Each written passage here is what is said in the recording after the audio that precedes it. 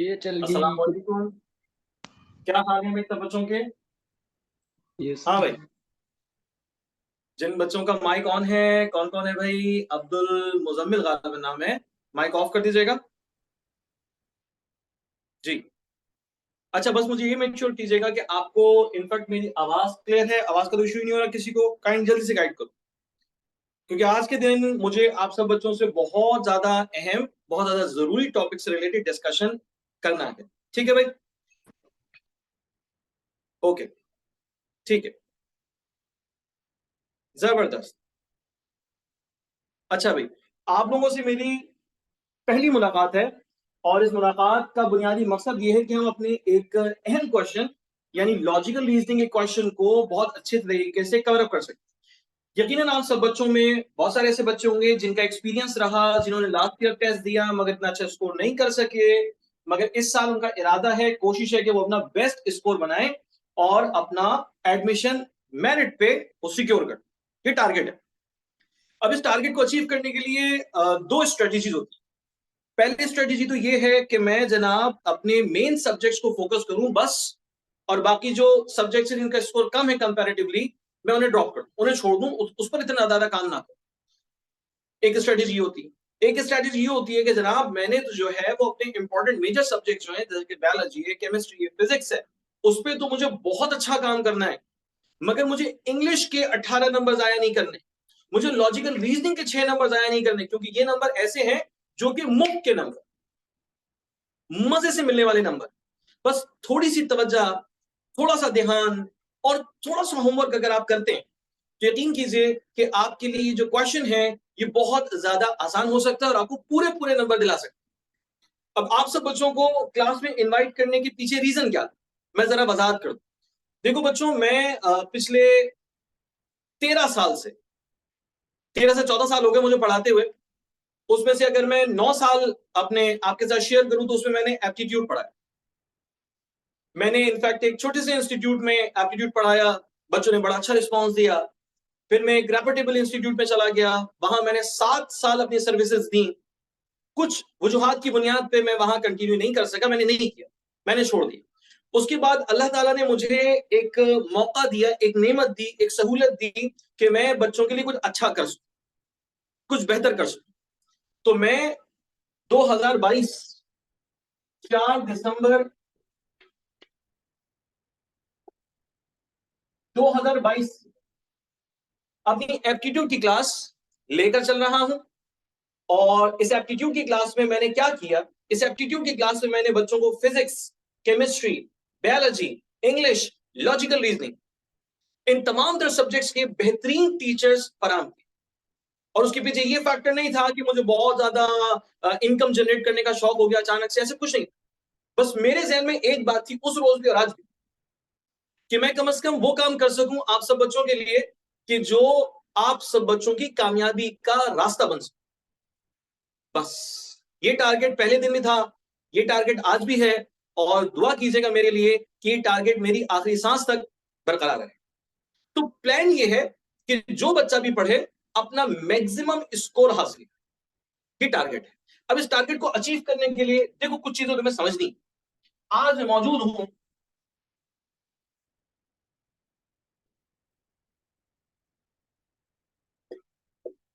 1 अगस्त, 1 अगस्त, और आज logical reasoning के क्वेश्चन को हम डिस्कस करने जा रहे हैं। अभी लॉजिकल रीजनिंग का जो क्वेश्चन है, सबसे पहले तो ये बात आपको बिल्कुल साफ साफ क्लियर होनी चाहिए, दिमाग में होनी चाहिए कि हम जो फ्री क्लासेस जिसको हम कह रहे हैं और देख रहे हैं, तो प्योरली प्योरली वो लॉजिकल रीजनिंग के हवाले से। ठीक है? अब लॉजिकल रीजनिंग पेपर का वो पोर्शन है जिसमें बच्चों की मेजॉरिटी बड़ी परेशान रहती है। तो मैंने सोचा भाई मैं क्या कर सकता हूं as a teacher, as a well wisher, मैं क्या कर सकता हूं, मैं बच्चों को free of cost, free of charge logical reasoning की क्लासेस दे सकता हूं। ठीक है? ये मेरा मानना है, ये मेरी सोच थी कि बच्चे यहां बड़े परेशान होते हैं, क्योंकि मैंने बहुत सारे सेंटर्स को देखा तो वहां पे फिजिक्स के बहुत अच्छे टीचर हो गए, केमिस्ट्री के बहुत अच्छे टीचर मिल गए, बायोलॉजी के बहुत अच्छे टीचर मिल गए, मगर लॉजिकल रीजनिंग के क्वेश्चन में बच्चे बड़े कमजोर है। मतलब वहां पे अगर मैं किसी भी इदारे का नाम नहीं ले रहा, किसी को क्रिटिसाइज नहीं कर रहा, मैं इन जनरल बात कि वहां पे बच्चों को जरा मुश्किल पेश आई, तो मैं क्या कर सकता था, मैंने एक कोशिश का इरादा किया कि भाई मैं बच्चों को सर्विसेज दे दूं फ्री ऑफ कॉस्ट, बल्कि मैं बस कोशिश करूं कि बच्चों का ये 6 नंबर वाला काम है ना, तो 6 में से 6 पूरे आ जाए, बस ये मेरी कोशिश। अब प्लान सुनो, प्लान क्या होगा, मैं अपनी हर एक क्लास में लॉजिकल रीजनिंग के एक क्वेश्चन यानी एक फैमिली को डिस्कस करूं, डिटेल में डिस्कस करूं, तफसील से डिस्कस करूं, भरपूर बातें करेंगे, ठीक है। ये हमारा प्लान है। आपके पास लॉजिकल रीजनिंग के कुल आ रहे हैं 6 सवाल, और वो सवाल बन रहे हैं 6 मुख्तलिफ फैमिलीज से, 6 अलग अलग फैमिलीज से वो सवाल बन। तो मैं अपनी हर एक क्लास में एक फैमिली को, एक कंप्लीट फैमिली को आपके साथ डिस्कस करूं। कम से कम अपनी इस एफर्ट से मैं आपके हर एक लॉजिकल रीजनिंग के क्वेश्चन को कंफर्म कर सकता हूं, यानी कि उसके मार्क्स आपके सिक्योर करवा सकता हूं। मैं कोशिश जरूर करूंगा आपके साथ। मैंने इनफैक्ट राब्ता किया, आप सबको मैंने इंफॉर्मेशन पहुंचाई कि भाई हम एक ऐसा काम करने जा रहे हैं। उसके बाद फिर मैंने आपके साथ जूम की आईडी और पासवर्ड भी शेयर कर दिया ताकि सारे बच्चे जल्दी से कनेक्ट हो जाएं और अपनी क्लास को शुरू कर दें। अब आपका फर्ज ये बनता है, 2 तरह के काम आपके बनते हैं, ठीक है, 2 तरह की बातें आपकी बनती हैं। पहली बात तो ये कि आप इस क्लास को पूरे इत्मीनान से, जबरदस्त तरीके से अपने फायदे के लिए आप कंडक्ट करें। पहला काम तो ये। अब दूसरा काम क्या है? दूसरा काम आपका ये है कि आप कोशिश कीजिए कि आपको जो फायदा मिल रहा है वो फायदा औरों को भी हासिल हो सके। अब वो कैसे होगा? यकीनन जब आप उनसे इंफॉर्मेशन शेयर करेंगे, आप उनको बताएंगे कि भाई अगर 6 नंबर का मसला किसी के साथ आ रहा है लॉजिकल रीजनिंग का, तो आपको ज्वाइन कर ले, क्योंकि इसके पीछे कोई बहुत ज्यादा टिपिकल या डिफिकल्ट चीजें तो नहीं आ रही। अच्छा भाई, किसी फ्रेंड का माइक ओपन है, प्लीज माइक अपना ऑफ कर लो बेटा। हाँ बेटे, माइक ऑफ कर लो, शाबाश।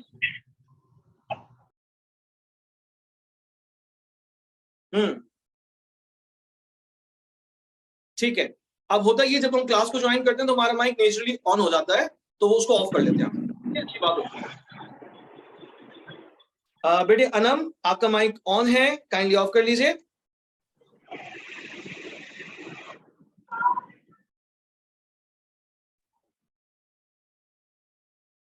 ओके, बहुत शुक्रिया, जज़ाकल्लाह।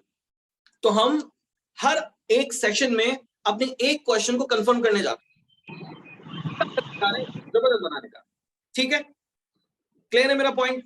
तो मैं आपके साथ अभी कुछ ही देर में डिस्कशन का आगाज करता हूं।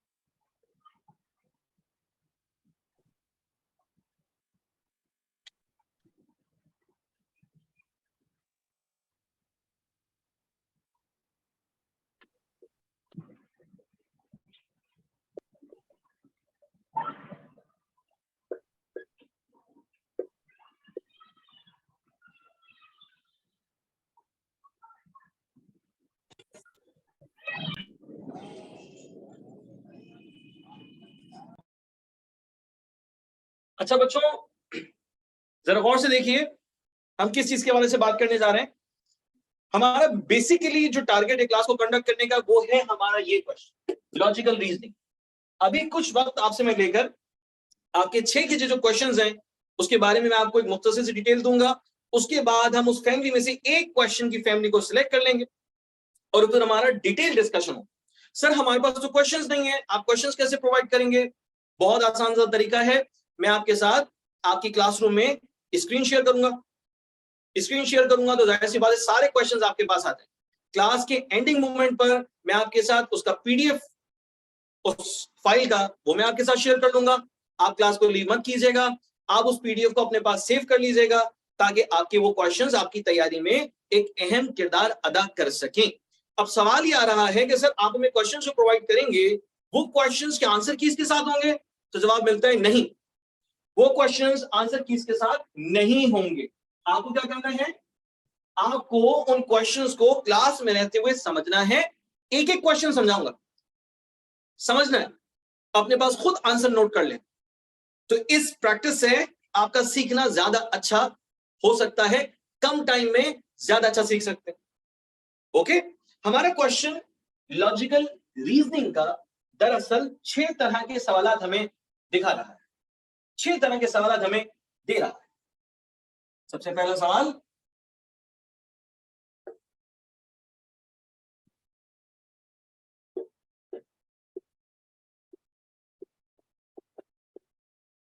Cause and effect. इस सवाल में करना है, इस सवाल में आपको दी जाती हैं 2 स्टेटमेंट्स।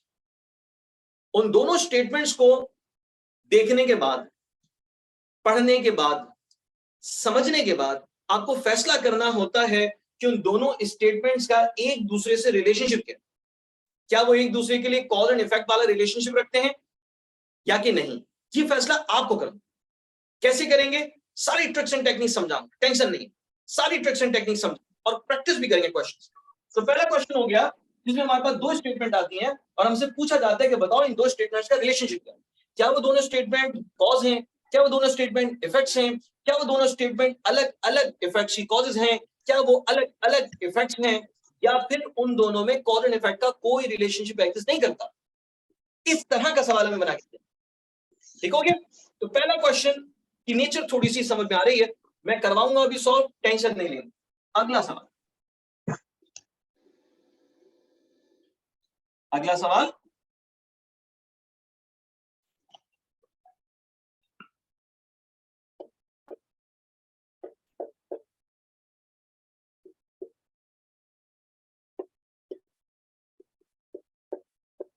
अच्छा मेरे बच्चों, ये सवाल बच्चों के लिए एक इंतहाई मुख्तलिफ सवाल बनकर आता है।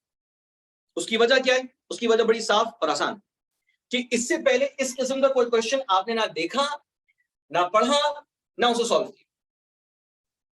सन 2020 में लॉजिकल रीजनिंग का क्वेश्चन आपके पेपर में ऐड हो गया।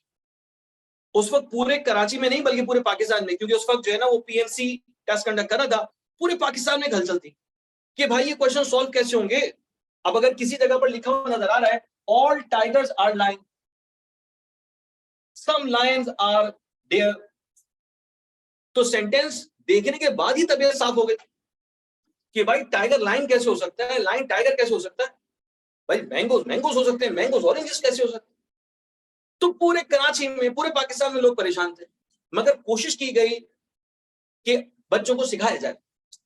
मैंने कोशिश की बच्चों को सिखाने की और अल्लाह ताला का बड़ा करम है, बड़ा शुक्र है कि 2020 से जब से पीएमसी के क्वेश्चन में मतलब लॉजिकल रीजनिंग का क्वेश्चन ऐड हो गया, तब से मैं बच्चों को पढ़ा रहा हूं और बहुत अच्छे नतीजे हासिल हो सके। ये मैं अपनी बड़ाई नहीं बता रहा, बड़ाई सिर्फ अल्लाह की जात को। मैं सिंपली इतना कह रहा हूं कि कॉन्फिडेंस रखो, एतमाद करो, इंशाल्लाह भरपूर और बेहतरीन काम करें।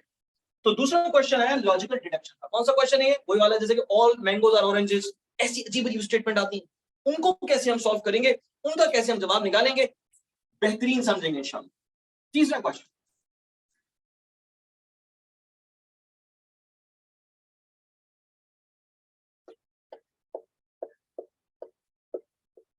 Course of action. अब सर ये क्या है?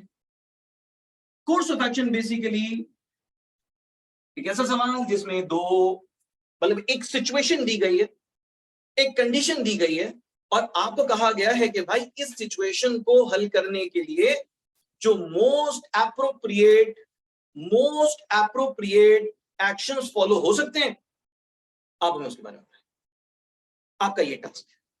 अब सिचुएशन को अगर आपने अच्छे से अंडरस्टैंड कर लिया, so definitely you can get the right answer very easily.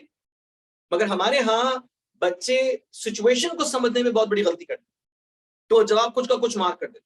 और लॉजिकल रीजनिंग के क्वेश्चन बहुत कंफ्यूज करने वाले होते हैं, इसलिए आपकी जितनी अच्छी लर्निंग, जितना अच्छा कॉन्सेप्ट, जितनी अच्छी प्रैक्टिस होगी, यकीन कीजिए आप उतना ही जल्दी जवाब और सही सही जवाब आप मार्क कर सकते हैं। ओके, तो जनाब तीसरा क्वेश्चन आ गया कोर्स ऑफ एक्शन। आए चौथे क्वेश्चन को स्टडी करते हैं जी। चौथा क्वेश्चन हमारा है,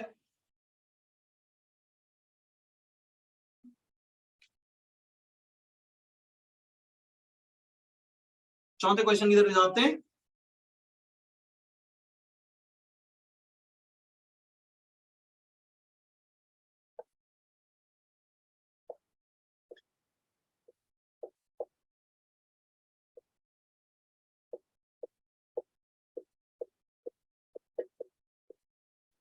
अरिथमेटिक रीजनिंग।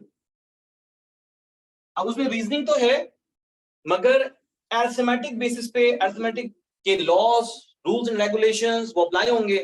अब मेडिकल के बच्चे जब अरिथमेटिक या मैथमेटिक्स के नाम सुनते हैं तो उनको बड़ा अजीब लगता है कि सर हम तो मेडिकल पढ़ने वाले हैं, हमारी तो कैलकुलेशन बड़ी वीक होती है, फिजिक्स हमारे लिए अजाब बन जाती है। तो जब आप इस क्वेश्चन को करेंगे इंशाल्लाह तो आपकी बहुत सारी परेशानियां कम हो सकेंगी, कम हो सकेंगी। ठीक है, आओ अगले क्वेश्चन की तरफ जाते हैं।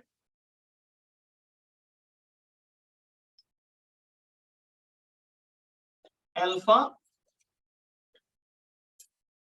न्यूमेरिक सीरीज, क्या काम मिल रहा है हमें? अल्फा न्यूमेरिक सीरीज का। यानी हो सकता है हमें अल्फाबेट दे दी जाए, हो सकता है हमें नंबर दे दी जाए, हो सकता है हमें अल्फाबेट और नंबर एक साथ दे दी जाए और हमें फाइंड आउट करना हो सीरीज के पार्टिसिपेंट को। एक ऐसा पार्टिसिपेंट जो कि हमें दिया नहीं गया बल्कि ऑप्शन बना के दे दिया, जो कि ऑप्शन बना के दे दिया। अब सिंपल सी मिसाल में अगर आपके सामने लिख दूं तो उम्मीद करता हूं कि बात समझ में आ जाएगी, ज्यादा टेंशन नहीं। अब मैं आपके सामने अगर लिख रहा हूं Q4-8-10, अब मुझे बता दो, चैट बॉक्स में जल्दी से जवाब दे दो कि यहां क्या आएगा। बच्चा बच्चा बता सकता है ये बात, हर एक बच्चा जवाब दे सकता है। दे सकते नहीं दे सकते?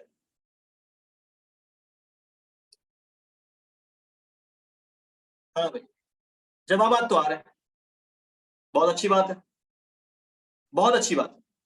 सर काम बड़ा सिंपल हो गया कि अब वो कह रहे हैं अल्फा न्यूमेरिक सीरीज, तो सर ये तो सिर्फ नंबर्स हैं, ये तो सिर्फ इंटीजर्स हैं, तो पता चल गया भाई यहाँ पे 6 आना चाहिए।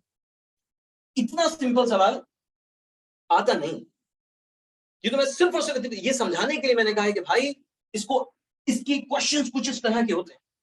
अब अगर मुझे सीरीज में जो पार्टिसिपेंट्स दिए जा रहे हैं वो न्यूमेरिक नहीं है बल्कि वो अल्फाबेटिक है, तो बयान हो सकता है कि भाई अगर मेरा सीरीज का पहला जो कॉम्बिनेशन है वो ए बी सी, बताओ दूसरा क्या होगा?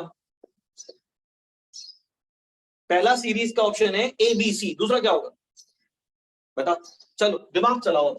अब ए बी सी है तो ए के बाद क्या आता है?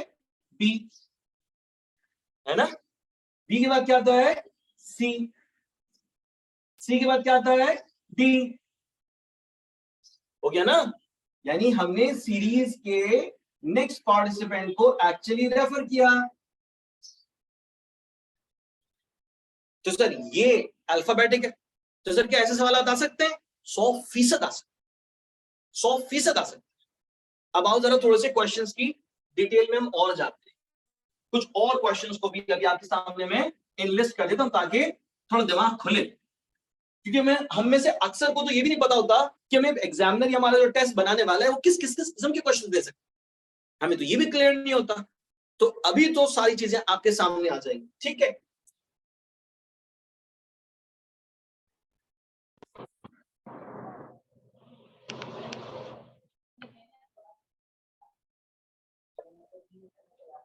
बेटी किसी स्टूडेंट का माइक ओपन है, माइक ऑफ कर लीजिए। हाँ माइक ऑफ कर दो बेटा, माइक ऑफ कर। अच्छा मेरे सामने नेम डिस्प्ले नहीं हो रहा तो जाहिर सी बात है मैं नाम नहीं ले सकता। मोबाइल की ब्रांडिंग हो रही होती है, ओप्पो A16 या A18 कुछ लिखा हुआ है, तो भाई जो भी है माइक ऑफ कर प्लीज। जैसी अजान होती है मैं अपनी आवाज बंद कर लूंगा, अजान मुकम्मल होने देंगे और मैं ठीक 5 मिनट बाद अजान के आपको नमाज पढ़ने का मौका दे दूंगा। 10 मिनट आपकी नमाज की अदायगी के होंगे, उसके बाद मैं दोबारा से आपका सेशन कंटिन्यू, ठीक है? आपकी बात कह दो, odd one out, odd one out, यानी हम जो ऑड है उस सीरीज में, जो मुख्तलिफ है उस सीरीज में, हम उसको बताएंगे, हम उसको निकाल के बताएंगे भाई ये ऑड है। अब वो अल्फाबेटिक भी हो सकता है, वो न्यूमेरिक भी हो सकता है, वो अल्फा न्यूमेरिक भी हो सकता है, वो वर्ड्स भी हो सकते हैं, वर्ड्स भी हो सकते हैं, ठीक है, वो वर्ड्स भी हो सकते हैं। अब इसके बाद अगर मैं आपसे एक और सीरीज से रिलेटेड ही जाहिर सी बात है क्वेश्चन है, हमें बाकायदा तौर पे वर्ड्स दिए जाते, अब वर्ड्स असेंडिंग और डिसेंडिंग ऑर्डर, असेंडिंग और डिसेंडिंग ऑर्डर हो सकते हैं। तो हमारा काम क्या है? हमारा काम बड़ा सिंपल है, तो हम क्या करने जा रहे हैं, हमें उस तरतीब में से जो गायब होगा ऑप्शन, जो गायब होगा ऑप्शन, हमें वो सजेस्ट करना है ऑप्शन। इसकी भी प्रैक्टिस करो, इस पे भी काम करो। लास्ट जो डिस्कशन, ये जो टॉपिक में भी आपके सामने मेंशन करने जा रहा हूं, वो यहां कर देता हूं।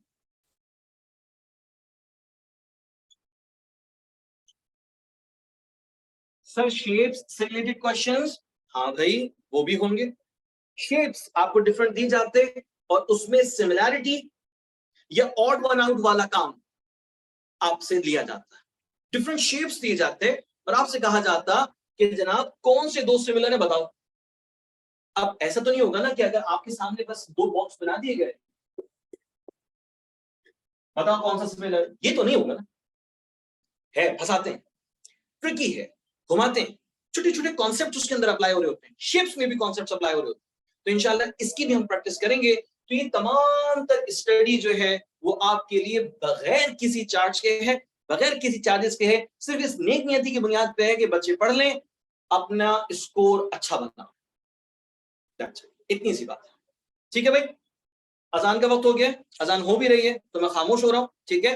5 से 7 मिनट आपके पास हैं, आप नमाज की अदायगी कर लीजिए, तो 7 मिनट बाद में आपके लेक्चर को दोबारा शुरू, फिर मैं अपने टॉपिक से रिलेटेड डिस्कशन, ठीक है भाई। इस वक्त हो रहे हैं 7:34, 7:24, 7:24 हो रहे हैं। तो मैं आपकी क्लास को दोबारा से लेकर जाऊंगा इंशाल्लाह 7:30, 7:30 में इंशाल्लाह हमारी क्लास दोबारा से शुरू हो जाएगी। मीटिंग लीव करने की जरूरत नहीं है, नमाज अदा कीजिए, मैं भी नमाज अदा करता हूं, वापस आ जाएंगे इंशाल्लाह, ठीक है।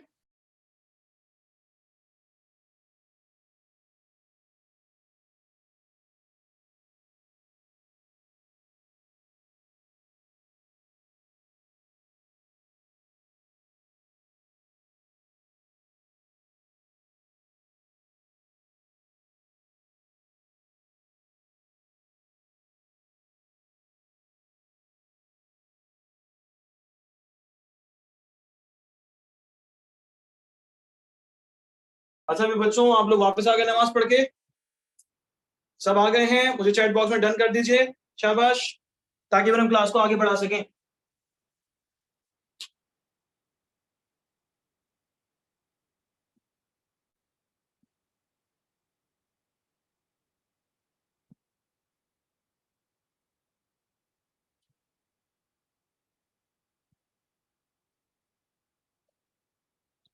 अच्छा बच्चों, ये तो बेसिक डिटेल अभी आपके साथ मुकम्मल हुई कि जनाब हमारे पास क्वेश्चंस क्या क्या हैं और उन पर काम कैसे हो सकता है, जनरल हमने बात।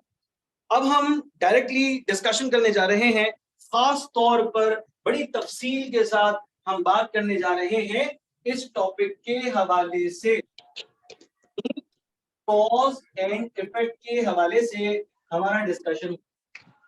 अभी इब्तिदा में मैं आपके साथ सबसे पहले तो इस क्वेश्चन से रिलेटेड जो कॉन्सेप्ट है उसे डिस्कस करूंगा, समझाऊंगा कि इसमें किस तरह के सवालात, किस तरह की बातें, किस तरह का क्राइटेरिया है क्वेश्चन का, ये मैं समझाऊंगा।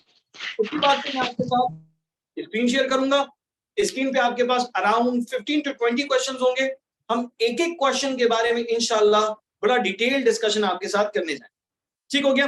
तो अभी जो बातें मैं करने जा रहा हूं इसको गौर से सुनो, बड़ा ध्यान लगा के, बड़ा सोच लगा के, दिमाग लगा के तुम्हें ये सारी बातें सुननी है, ठीक है भाई। हमारा टॉपिक है कॉज एंड इफेक्ट। अब कॉज और इफेक्ट दरअसल होते क्या, ये तो बताओ पहले, तभी तो क्वेश्चन आगे बढ़ेगा। यही नहीं पता कि कॉज क्या होती है, इफेक्ट क्या होता है, तो भाई फिर तो काम हो गया, बर्बाद हो गया, काम बर्बाद हो गया, ठीक है ना जी। अच्छा, कॉज एंड इफेक्ट। कॉज कहा जाता है वजह,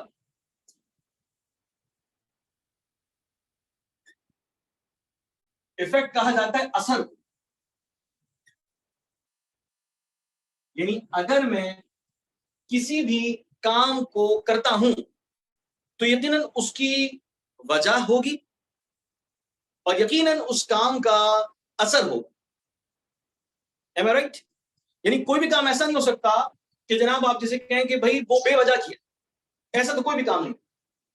अब आप में से बहुत सारे बच्चे ऐसे हैं जो कहेंगे कि सर आपने क्लासेस हमारी रखी हैं, फ्री क्लासेस रख रहे हैं, ये भी तो काम है ना, हम भी आकर अपना टाइम दे रहे हैं, क्लास में बैठे हुए, ये भी एक काम है।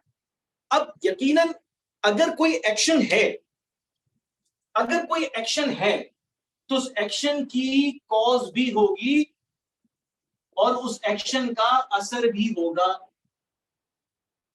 यानी एक्शन के साथ ये दोनों बातें इंटर रिलेटेड हैं। कभी ऐसा होता है कि आपको कॉज एंड इफेक्ट दे देता है, कभी ऐसा होता है कि वो एक्शन दे देता है इफेक्ट के साथ, कभी दे देता है वो कॉज और एक्शन दे देता है। तो ये फैसला आपको करना होता है कि आखिर आपके पास स्टेटमेंट में क्या मौजूद है, क्या गिवन है। अब अगर मैं आपसे सवाल करूं कि भाई आप लॉजिकल रीजनिंग की क्लासेस अटेंड करना शुरू कर दिया आपने, माशाल्लाह से सुन रहे हैं, पढ़ रहे हैं, समझ रहे हैं, तो सर आखिर इस काम की वजह क्या है? तो आप कहेंगे सर कि हमें बहुत ज्यादा मुश्किल थी, समझ नहीं आ रहा था, बहुत परेशानी हो रही थी, हमें कोई प्रॉपर गाइडलाइन नहीं मिल रही। तो ये क्या है? ये वजह है, ये वजूहात है, ये रीजंस है, ये कॉजेज है। अब आज की क्लास लेने के बाद आप यकीनन ये कह सकेंगे कि भाई हमें क्लास में क्वेश्चंस की नेचर समझाई गई, हमारे सर ने हमें कॉज एंड इफेक्ट वाले क्वेश्चन के बारे में डिटेल से समझाया, हमें बड़ा अच्छा समझ आया, हमारा एक नंबर जो क्वेश्चन का है वो तो हमारा रेडी हो गया, तैयार हो गया। यानी ये होगा असर, ये है इफेक्ट। तो बेटा याद रखना, हर एक एक्शन की कॉज भी होती है। बेटा कैमरा बंद कर दीजिए। जी बेटे, क्लास में हमने एक डेकोरम सेट कर रखा है कि हम माइक ऑन नहीं कर रहे, आपका कैमरा ऑन नहीं करवाएंगे, आप कैमरा ऑफ करके अपनी क्लास कंडक्ट कीजिए। टीचर आपके सामने है, वो सारी बातें आपको सिखा रहा है। चैट बॉक्स मेरे सामने है, पहले मैं चीजें समझा दूं, उसके बाद फिर मैं आपके क्वेश्चंस भी ले लूंगा, टेंशन क्वेश्चंस भी ले लूंगा। जो बच्चे इस वक्त परेशान है कि सर हमारी ये क्लासेस रेगुलर होती हैं या रेगुलर होंगी, या क्लास अभी शुरू हुई है या पहले हो गई थी, तो मेरे प्यारे बच्चों मैंने तुम्हें एक मैसेज भेजा था जिसमें क्लास का टाइम था 7 PM। तो माशाल्लाह से बहुत सारे बच्चे 7 PM पर मौजूद थे। क्लास अराउंड 7:04 पे, 7:04 पे शुरू हो गई। सही हो गया? अब सर क्या ये क्लासेस रोजाना होंगी? तो इस सवाल का जवाब भी सुन लो, परेशान नहीं हुआ करो। आज के दिन हम एक क्वेश्चन को इंशाल्लाह तैयार करने जा रहे हैं। फिर मैं क्लास के आखिर में, क्लास लीव मत करना जब तक मैं ना कहूं, क्लास के आखिर में पूरा तुम्हें एक शेड्यूल बना के दूंगा कि बेटा इस दिन हमारी क्लास होगी, इस दिन हम ये पढ़ेंगे, पूरा शेड्यूल बना के, ताकि तुम्हारी कोई भी क्लास मिस ना हो। समझ में आ गया? ओके। अच्छा भाई, कोई कह रहा है कि सर आपका मैसेज नहीं आया। अच्छा बेटा, मैसेज नहीं आया था तो बड़ी माजरत। मैंने इनफैक्ट 1 से 2 दफा बच्चों को मैसेज फॉरवर्ड किया, उसके बाद फिर आईडी पासवर्ड भी शेयर कर दिया। अब ये हो सकता है कि किसी बच्चे के पास किसी भी टेक्निकल वजह से मैसेज ना आया हो, मगर मैंने अराउंड 150 स्टूडेंट्स को, 160 स्टूडेंट्स को मैसेज फॉरवर्ड किया कोर एप्टीट्यूड सेंटर के ऑफिशियल नंबर से। सही है बेटे? क्लियर हो गया? अच्छा, अभी मैं बोर्ड पे नंबर भी लिख दूं, मसला नहीं है। तो फिर आप कोर एप्टीट्यूड सेंटर के नंबर को अपने पास सेव कर लीजिएगा और उसके बाद आप कांटेक्ट कर सकते हैं, राब्ता कर सकते हैं किसी भी हवाले से आपको इंफॉर्मेशन जब दरकार हो। ओके, आ जाओ टॉपिक की। मैंने कहा कि सर हमें एक्शन समझना है, एक्शन समझ गए तो फिर उसके असर, उसके नतीजे समझ में आ सकते हैं। यकीनन अगर कोई एक्शन फॉलो हुआ तो उसकी वजह होगी और उसके नतीजे होंगे। अब मेरी मिसाल सुनना, मिसाल सुनना, आपके सारे के सारे अगले क्वेश्चन ऐसे हो जाएंगे। मिसाल गौर से सुनो। शहर कराची में ही बल्कि पूरे पाकिस्तान में ही एक खबर फैली हुई है, हर बंदा बड़ा परेशान नजर आ रहा है और गालिबन ये सिर्फ खबर नहीं है बल्कि इस पे इम्प्लीमेंटेशन भी हो। कितना पेट्रोल की कीमत में या पेट्रोलियम की मसनूआत जो हैं उनकी कीमतों में इजाफा कर दिया गया। ये एक्शन, ठीक है, एक्शन। अब इस एक्शन की यकीनन कॉज होगी, शौक तो नहीं हो रहा ना कीमत बढ़ाने का, वजह होगी। IMF ने कहा भाई कीमतें बढ़ाओ, गवर्नमेंट को कहा टैक्सेस बढ़ाओ, गवर्नमेंट ने क्या किया, कीमत बढ़ा दी। ये इंटरनेशनल मार्केट में वो चीज हमें बहुत महंगे दामों में मिल रही है, किसी भी वजह के तहत कीमत बढ़ा दी। तो भाई वजह है इंटरनेशनल मार्केट में महंगाई होना, महंगा होना, तेल का महंगा होना, या हमारे जो रिजर्व्स हैं उनका कम होना, डॉलर की कीमत में तेजी से इजाफा होना। अब ये वजूहात हैं। कहा गया भाई पेट्रोल की कीमत बढ़ गई है तो उसकी वजूहात है, सही है। अब इसके नताइज क्या होंगे? नताइज बड़े भयानक है, नताइज बड़े खतरनाक है कि भाई अगर पेट्रोल की कीमत बढ़ गई है तो भाई आपके इस्तेमाल की हर शय की कीमत बढ़ जाएगी, हर चीज की कीमत में इजाफा हो जाएगा, बिल्कुल हो जाएगा। जब पेट्रोल की कीमत बढ़ी तो ट्रांसपोर्टेशन के चार्जेस बढ़ गए, जब पेट्रोल की कीमत बढ़ी तो आपकी तमाम तर जो मसनूआत है उनकी कीमतों में पेट्रोलियम के इजाफे की बुनियाद पे चीजों की कीमत में इजाफा कर दी जाए, महंगाई होगी। उन्होंने नतीजा है, एक्शन क्या था, पेट्रोल की कीमत का बढ़ना, महंगाई होगी, गुर्बत बढ़ेगी, जहालत होगी, कत्लो गारतगरी होगी, छीना झपटी होगी, जराइम बढ़ेंगे, है ना। तो ये सारे क्या हैं, इफेक्ट्स हैं। किसके इफेक्ट्स हैं, एक्शन के, है ना। तो अब तुम्हें डिसाइड करना है क्वेश्चन को देखने के बाद कि actually what has been given to you, action दिया गया है या कॉज दी गई है या इफेक्ट्स दिए गए हैं, इसका फैसला आपको करना होगा, मैं आपको गाइड, ठीक है जी। अच्छा, हमारे पास जो क्वेश्चन आते हैं वो किस तरह का आता है ये भी देख। हमें सबसे पहले वो क्या कहता है, वो हमें दो स्टेटमेंट देता है,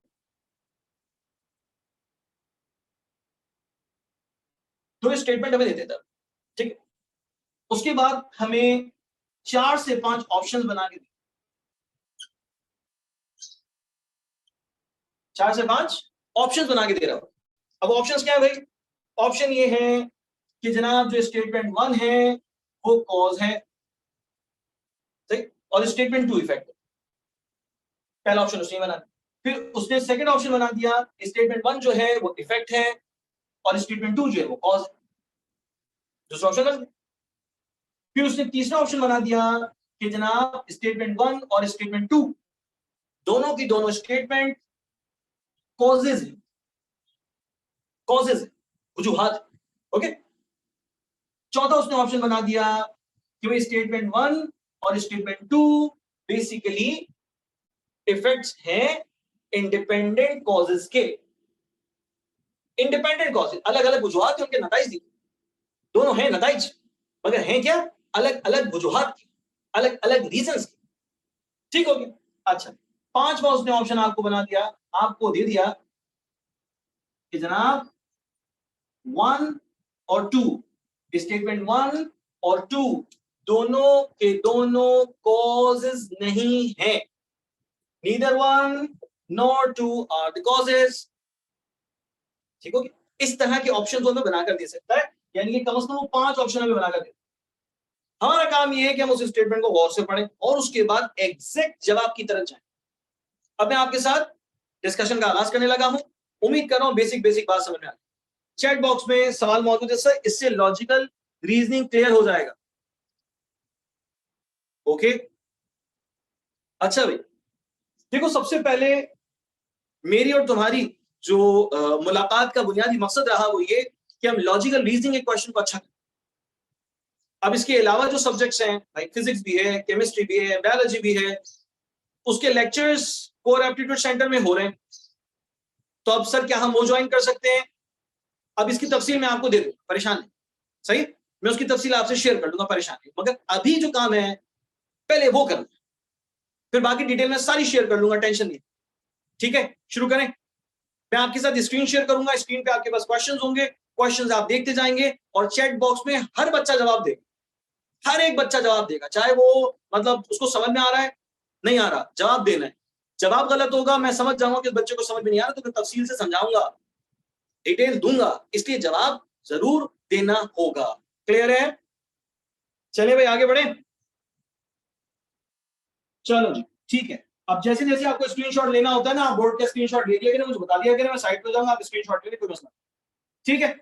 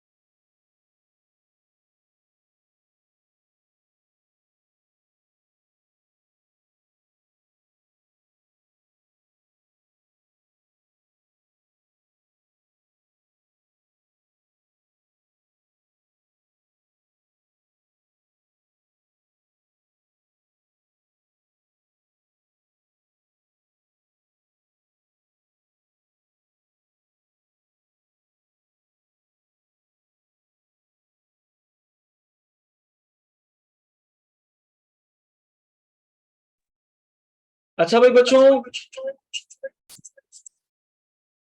आपके सामने स्क्रीन पे क्वेश्चंस नजर आ रहे होंगे आप लोगों को। ठीक है, सबसे पहली स्टेटमेंट हमारे सामने है और उस स्टेटमेंट के बारे में अभी हम डिस्कशन करने लगे हैं।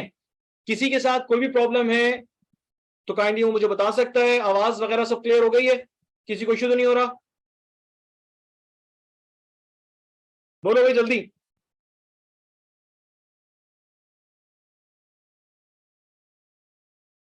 चलें जी, जजाकल्ला जजाकल्ला। ओके बेटा, आ जाओ पहले क्वेश्चन पे। बट टारगेट बना लो, आज हमें इसके 20 क्वेश्चंस बेहतरीन तरीके से कर लेने। ऐसा कर लेना है कि कल को किसी भी सूरत हमें इस क्वेश्चन में प्रॉब्लम ना है। ठीक है जी। कॉज एंड इफेक्ट का क्वेश्चन है। स्टेटमेंट 1, चैट बॉक्स आपके जवाब से ना भर जाना चाहिए, ये मैं बता रहा हूं अभी। कह रहे हैं जनाब, the staff of airport authorities called off the strike they were observing in protest against privatisation. Privatisation के खिलाफ जो एहतजाज एयरपोर्ट अथॉरिटीज का स्टाफ कर रहा था, वो उन्होंने कॉल्ड ऑफ कर दिया, यानी कि उन्होंने एहतजाज मुलतवी कर दिया, खत्म कर दिया, रोक दिया। अच्छा जी, सेकंड स्टेटमेंट क्या था? Staff of airport authorities went on a strike anticipating a threat to their jobs. Staff जो थे एयरपोर्ट अथॉरिटीज का, वेंट ऑन ए स्ट्राइक, वो हड़ताल पे चले गए। वो हड़ताल पे चले गए जब उन्हें ऐसा लगा कि उनकी जॉब को खतरा है, उनकी जॉब को खतरा है। अब बताना शुरू करो भाई जवाब। बताना शुरू करो जवाब। क्या आप पहला क्या कह रहे हैं? भाई उन्होंने जो है वो अपनी स्ट्राइक खत्म करने का ऐलान किया। ठीक है, प्राइवेटाइजेशन के अगेंस्ट उन्होंने स्ट्राइक की थी, उन्होंने अपना एहतजाज रोक दिया। नतीजा क्या हुआ कि पता चला कि जनाब उनकी अपनी जॉब के लाले पड़ गए। अब जॉब मुश्किल में पड़ गए, अब क्या करें भाई? तो स्टाफ जो है एयरपोर्ट अथॉरिटीज का, वो हड़ताल पर चला गया इस बुनियाद पे कि उनकी जो इनसिक्योरिटी ऑफ जॉब है उसको खत्म किया जाए, उसको खत्म किया जाए। अब मुझे रिलेशनशिप बताओ भाई। हाँ शाबाश भाई, मेरे पास सबके जवाब आना चाहिए। कोई शर्मा हुजूरी में ना बैठा रहे यहाँ पे कि जवाब ना दे और वो बस बैठा है सन्नाटे में, ऐसा कोई ना हो भाई। अच्छा ठीक हो गया, सही है जी। क्या कह रहे हैं?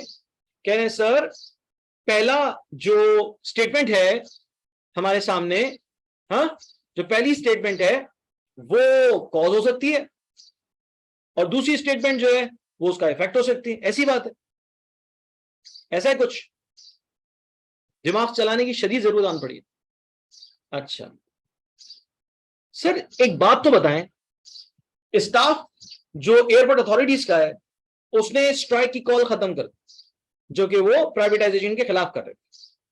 फिर अगला सेंटेंस, जो एयरपोर्ट अथॉरिटीज का स्टाफ है वो वेंट ऑन स्ट्राइक, स्ट्राइक पे चले गए, anticipating a threat to their jobs, जब उन्हें मालूम हुआ कि उनकी जॉब को खतरा है। तो सर क्या इन दोनों के दरमियान कॉज एंड इफेक्ट का रिलेशनशिप है, या दोनों के दोनों इफेक्ट्स हैं, या दोनों की दोनों कॉजेज हैं? जवाब बनाओ भाई।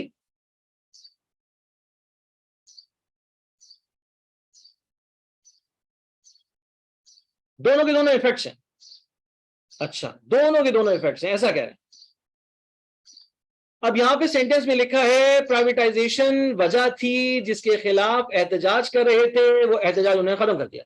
यकीनन प्राइवेटाइजेशन नहीं हो रही होगी, इसीलिए उन्होंने एहतजाज खत्म कर दिया। सही है जी, ये तो इफेक्ट है, ये तो समझ में आ रहा है, ये तो इफेक्ट है। फिर कहने जो staff of airport authorities went on strike, वो स्ट्राइक पे चले गए। क्यों चले गए भाई? उनकी जॉब को खतरा लायक था इसलिए। अब जरा गौर करो तो दोनों स्टेटमेंट में आपको नताइज दिए गए, नताइज बताए गए, किसी एक्शन के इफेक्ट्स क्या हुए वो बताए गए। तो sir option D, both the statements 1 and 2 are effects of independent causes, दोनों के दोनों इफेक्ट्स की वजूहात अलग अलग हैं। बिल्कुल ऐसा ही जवाब है, शाबाश, बेहतरीन। चलो भाई, काम हो गया। सेंटेंस 1 हमारा आंसर है ऑप्शन डी। ओके, चलो next one. A huge truck overturned on the middle of the road last night. The police had cordoned off the entire area in the locality this morning for half of the day. बहुत आसान हो गया तो, अब तो और बहुत आसान हो गया। पहला क्वेश्चन करने के बाद ये क्वेश्चन तो और आसान हो गया। क्या कह रहे हैं भाई? वो कह रहे हैं सर एक बड़ा सा ट्रक बीच रोड पर उलट गया, पलट गया, गिर गया, स्लिप हो गया, है ना। और दूसरे सेंटेंस में क्या कह रहे हैं कि पुलिस ने पूरा का पूरा एरिया जो वो कॉर्डन ऑफ कर दिया। कॉर्डन ऑफ का मतलब क्या होता है? घेरे में ले लिया, सिक्योरिटी लगा दी हर तरफ, ना कोई आ सकता है ना कोई जा सकता है, ऐसी सिक्योरिटी लगा दी आधे दिन के लिए, for half of the day, आधे दिन के लिए। तो भाई आप एक बात बताओ, ट्रक उलटने से सिक्योरिटी का क्या लेना देना है? उस्वा, मुस्कान, अब्दुल मुजम्मिल, मुझे बताओ इन दोनों बातों का एक दूसरे से क्या लेना देना है यार? अगर रोड पर ट्रक उलट गया है तो भाई रोड को आप ब्लॉक कर देंगे, पूरा इलाका तो कॉर्डन ऑफ नहीं करेंगे ना। पूरा का पूरा एरिया तो कॉर्डन ऑफ उस वक्त होता है कि जब कोई दहशतगर्द आ गया इलाके में, जब किसी की खबर लग गई है कि जनाब जो है ना वो इस इलाके में कोई खतरा लाहक है, कोई नुकसान पहुंचा सकता है, कोई चोर आ गया, कोई डकैत आ गया, कोई शिकायत की गई है, किस तरह की कोई एक्टिविटी है, तो उन्होंने पूरा इलाका घेरे में ले लिया ताकि फौरी तौर पर वो मुजरिम को पकड़ सके, है ना। समझ में आ रहा है? तो भाई ये बातें जरा समझने वाली हैं। ट्रक रोड पर उल्टा है, अब रोड को ब्लॉक करना जरूरी है ताकि ट्रैफिक मुतासर ना हो, वो दूसरे रास्ते से चला जाए। अगर पुलिस ने इलाके को कॉर्डन ऑफ किया है तो इसका मतलब ये, उसकी वजह क्या होगी कि कोई दहशतगर्द आ गया इलाके में, किसी की मुखबरी हो गई है, पुलिस किसी को पकड़ना चाहती थी, वो बंदा वहां पर है तो ये मालूम हो गया है। तो भाई सेकंड स्टेटमेंट जो है वो क्या है? इफेक्ट है। सर फर्स्ट स्टेटमेंट क्या है? फर्स्ट स्टेटमेंट क्या? ट्रक रोड पे उलट गया। सर ट्रक के उलटने की बेशुमार वजूहत हैं, हमें तो पता है कराची में रहते हैं, इतने गंदे और इतने घटिया रोड है कि पैदल चलने वाला बंदा गिर जाए। इतने गहरे गहरे गड्ढे हैं कि इतनी गहराई में आप चले जाओगे गड्ढे में कि आपको लगेगा कि आप किसी और दुनिया में निकल आए। हमारे यहां तो ये हालात है, ठीक है ना। तो भाई दोनों के दोनों क्या है? इफेक्ट्स हैं, अलग अलग वजूहत के। ट्रक उलट गया, मुमकिन है कि रोड स्लिपरी हो रहा हो, गड़े हो, पकड़ गया। और दूसरा भी इफेक्ट है, मुमकिन है इलाके में कोई दहशतगर्द घुस आया है, उसको पकड़ना है, तो पुलिस ने पूरा इलाका कॉर्डन ऑफ कर दिया। तो भाई ये भी क्या है? नताइज हैं, किस चीज के? अलग अलग वजूहात की। बात यहां पर खत्म हो जाती है, खत्म हो जाती है बात। चलो भाई अगले सेंटेंस का जवाब दो बेटा। इंडिपेंडेंट कॉजेस के ये इफेक्ट्स हैं, ये तो नताइज है ना, इंडिपेंडेंट कॉजेस तो नहीं है। इंडिपेंडेंट कॉजेस के नताइज हैं, इफेक्ट्स हैं। ओके, चलो आगे जाते हैं। Next, importance of yoga and exercise is being realised by all sections of the society. Yoga और एक्सरसाइज की अहमियत को पूरी सोसाइटी ने बड़े अच्छे से समझ लिया। अच्छी बात है। There is an increasing awareness about the health in the society, particularly among middle ages group of people. एक अवेयरनेस के बढ़ने का सिलसिला देखने को मिला है in the society, particularly among middle ages group of people.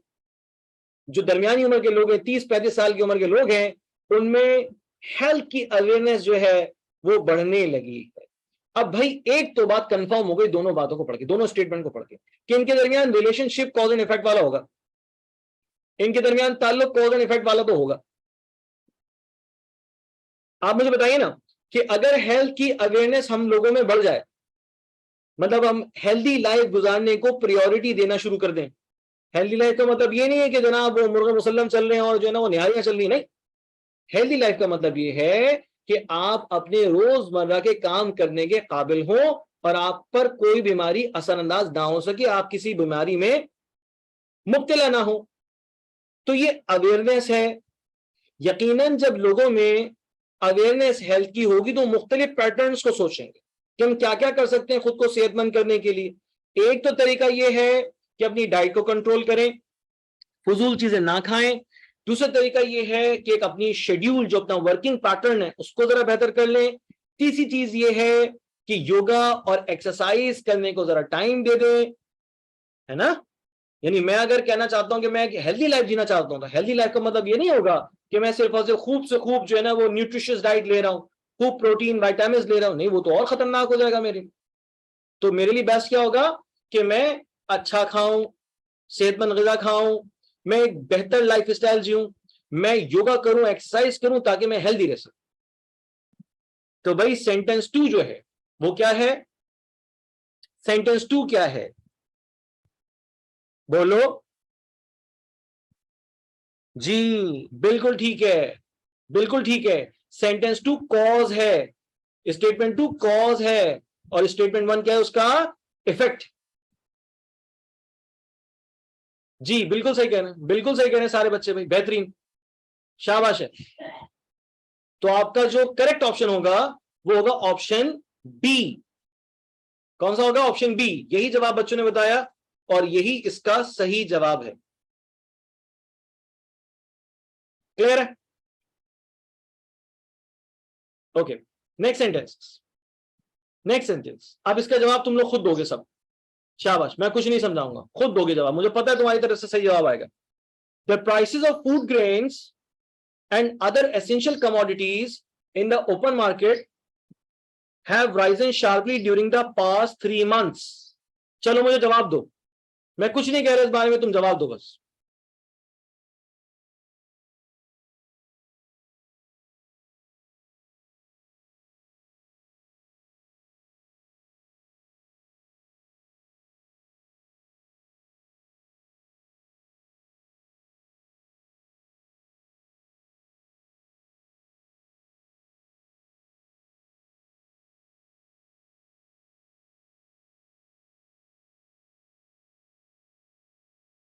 उन्होंने कहा the prices of food grains and other essential commodities in the open market have Ryzen sharply. तेजी से कीमत बढ़ गई फूड ग्रेन्स की और दीगर जो कमोडिटीज इस्तेमाल की होती है, जरूरती अशिया जो होती हैं, जरूरी अशिया जो होती है, उनकी कीमत में इजाफा हो। दूसरा क्या कह रहे हैं? The political party in opposition has given a call for general strike to protest against the government's economic policy.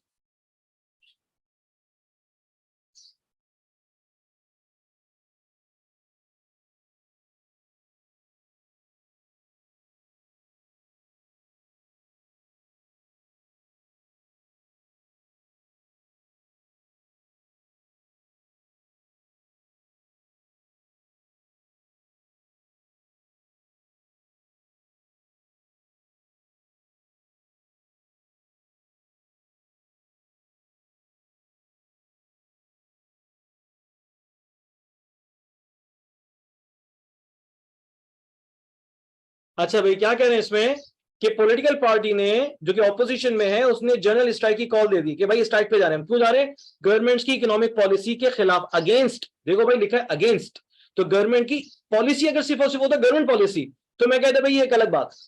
अब यहां पे लिखा है गवर्नमेंट इकोनॉमिक पॉलिसी, जो गवर्नमेंट की इकोनॉमिक पॉलिसी है उसके खिलाफ एहतजाज पे जा रहे हैं। तो भाई बातें एक दूसरे से जुड़ी हुई हैं, वाबस्ता हैं, रिलेटेड। सही हो गया। अब कीमतें बढ़ गई, तो कीमतें बढ़ गई तो ऑपोजिशन को मौका चाहिए गवर्नमेंट पे चढ़ाई करने का, गवर्नमेंट पे एतराजात करने का, तो उसने वो मौका हाथ से जाने नहीं दिया। कीमतें बढ़ गई, उन्होंने कहा चलो भाई एहतजाज करेंगे, अब हम एहतजाज करेंगे। ठीक हो गया। बेटे खदीजा कैमरा बंद करो। अच्छा भाई बेटे खदीजा कैमरा बंद कीजिए, शाबाश।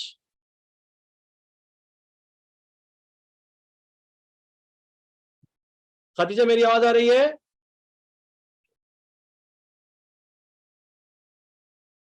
मेरे बच्चों मेरी बात को जरा समझा करो।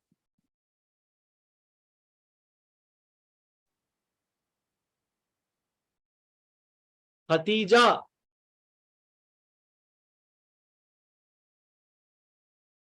कैमरा बंद कर लीजिए।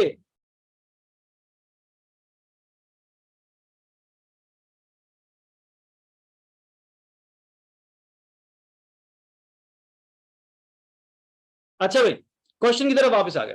क्वेश्चन के बारे में जवाब मुझे यहां पर हासिल हो रहे हैं और बच्चे कह रहे हैं कि सर ये जो रिलेशनशिप दो स्टेटमेंट के दरमियान नजर आ रहे हैं बच्चों वाली बात कर रहे हैं आप, बिल्कुल आसान सी। जो फर्स्ट स्टेटमेंट है वो है कॉज, सेकंड स्टेटमेंट उसका इफेक्ट है, यानी कि हमारा जो सही जवाब है वो है ऑप्शन ए। बिल्कुल ऐसा ही है, ऑप्शन ए बिल्कुल सही कहा भाई, शाबाश। चलो सेंटेंस 5, सेंटेंस 5 क्या कह रहे हैं सेंटेंस 5 में? आओ जरा चेक करते हैं जल्दी से।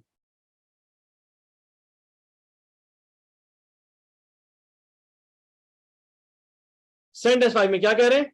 सेंटेंस 5 में कह रहे हैं the government has decided to hold a single entrance test for admission to all the medical colleges in India. India में मेडिकल टेस्ट गवर्नमेंट ने डिसाइड कर लिया कि एक ही होगा, जितनी भी स्टेट्स हैं सब में एक ही तारीख को होगा और एक ही टेस्ट होगा।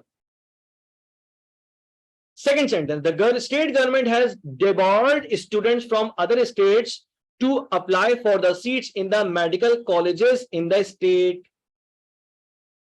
The state government has debarred students from other states to apply for the seats in the medical colleges in the state.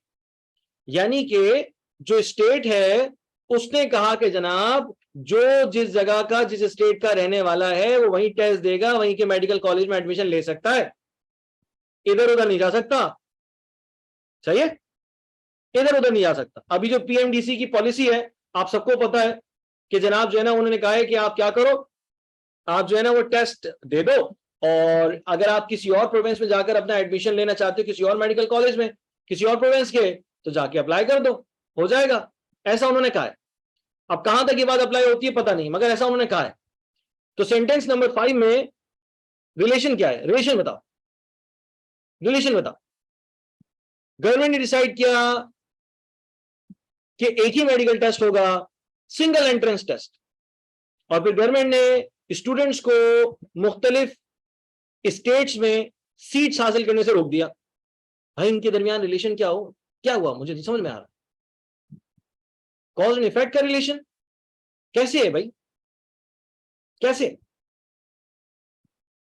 ये तो दो अलग अलग बातें लग रही, ये तो दो अलग अलग बातें लग रही। चेक करो जरा।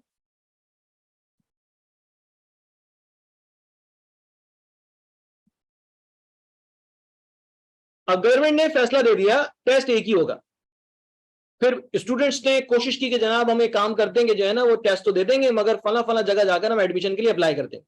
तो गवर्नमेंट ने उस पर लगा दी रिस्ट्रिक्शन।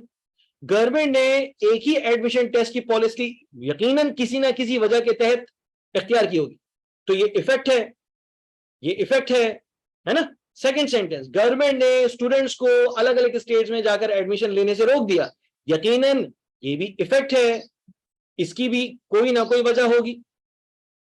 ये तो नताइज हैं, ये तो दोनों के दोनों इफेक्ट्स हैं और इन दोनों इफेक्ट्स की वजूहात अलग अलग होंगी, यानी कि क्वेश्चन 5 का जो करेक्ट आंसर हो सकता है, क्वेश्चन 5 का जो करेक्ट आंसर हमें नजर आ रहा है वो क्या, वो the statements 1 and 2 are effects of independent causes, यानी कि ऑप्शन डी, बिल्कुल ऐसा ही, ऑप्शन डी सही है जी, क्लियर है, किसी को कोई डाउट, किसी को कोई कंफ्यूजन, ऑप्शन डी।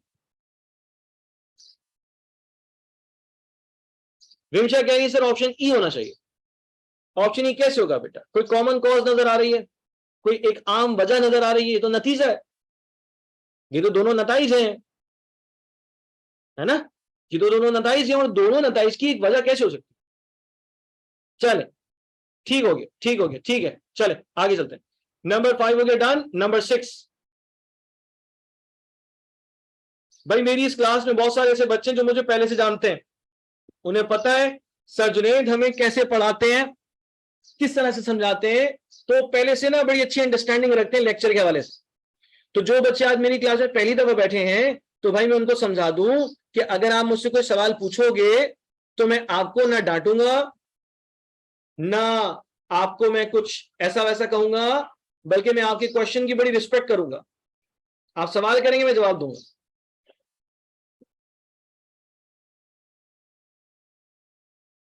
जो बीत गया सो बीत गया भाई, जो आज है बस वही है। समझ में आया? टेक्नो स्पार्क 7 प्रो, अब कौन हो तुम, नाम नहीं लिखा तुमने, नहीं बेटा ये ना कहा करो, ये ना कहा करो, ये ना कहा करो, हमेशा कहा करो अल्लाह इज द बेस्ट, वो खालिक सबसे बेहतरीन है।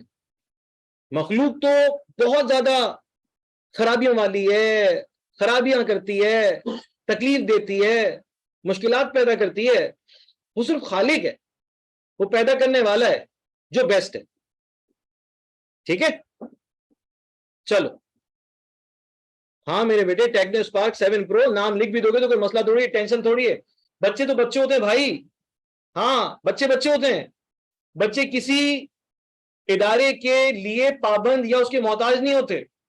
मेरे बच्चे जो मेरे इंस्टीट्यूट में पढ़ रहे हैं वो बहुत सारे टीचर्स के लेक्चर्स लेते हैं, कोई मसला नहीं है, बेहतरीन से पढ़ो भाई, जिंदगी में उसूल बना लो, तो टेंशन नहीं लिया करो। मेरे इस रूम में माशाल्लाह से कराची के ही नहीं बल्कि पाकिस्तान के मुख्तलिफ शहरों के बच्चे मौजूद हैं, तो मसला थोड़ी है, खुशी से पढ़ो, बेहतरीन पढ़ो, रिजल्ट आओ, अपने माँ बाप का नाम रोशन करो, दैट्स इट।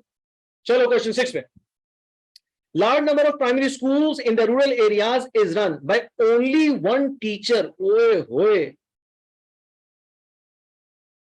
बड़े तादाद है प्राइमरी स्कूल्स में जहां पे सिर्फ और सिर्फ एक टीचर मौजूद है। हर स्कूल में एक टीचर, बेचारा वही अटेंडेंस भी लेगा, वही लेक्चर भी लेगा, वही बच्चों की छुट्टी भी करेगा, सब वही करेगा। अच्छा जी, second, there has been a huge drop out from the primary schools in rural areas. Drop out, बच्चों की छुट्टियां करा दी हैं, बच्चों के स्कूल जाना बंद कर दिया है। क्यों कर दिया है?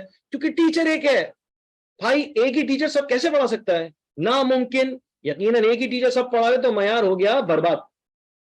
तो सर सेंटेंस 1 हो गया कॉज, सेंटेंस 2 हो गया उसका इफेक्ट, इंतहाई आसान बात है। और सबसे अच्छी बात है कि पूरी की पूरी क्लास एक ही जवाब दे रही है, इसका मतलब है माशाल्लाह मेरी क्लास में सारे बच्चे बड़े समझदार और पढ़ने वाले हैं। एक्सीलेंट। चलो जी, सेंटेंस 6 हो गया answer done, option A.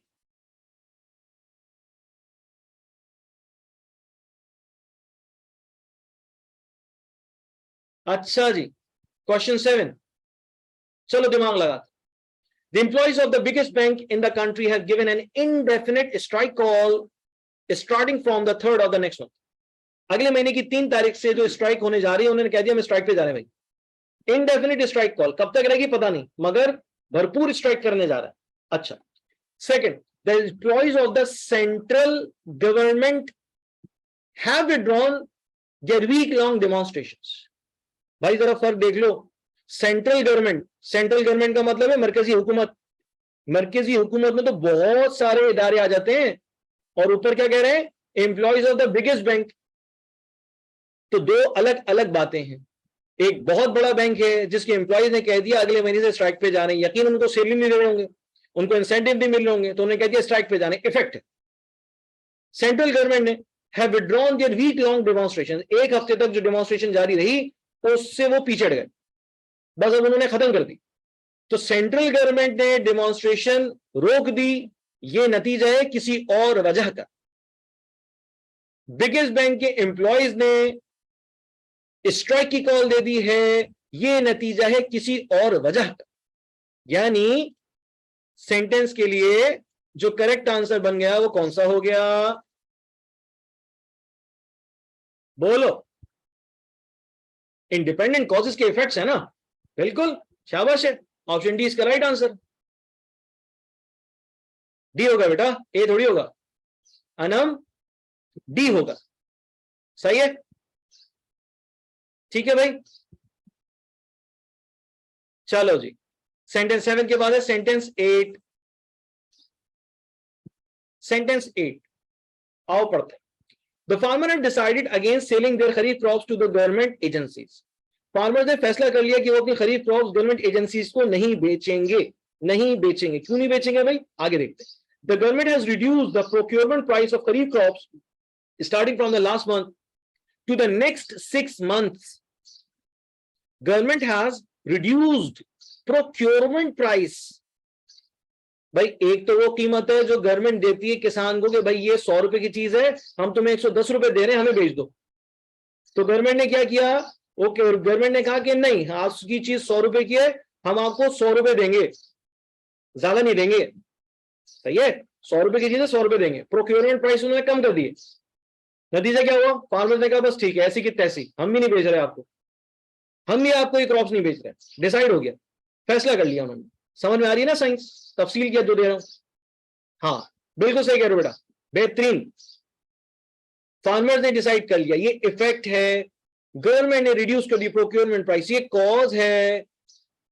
Statement 2 is the cause and statement 1 is its effects. Okay, option B पक्का। चलो आगे जा रहे हैं, आगे जा रहे हैं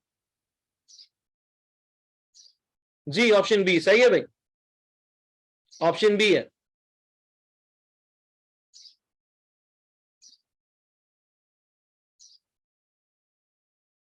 बेटे अभी तो हम अपने ना रेगुलर पैटर्न पर जा रहे हैं अपनी क्लासेस के।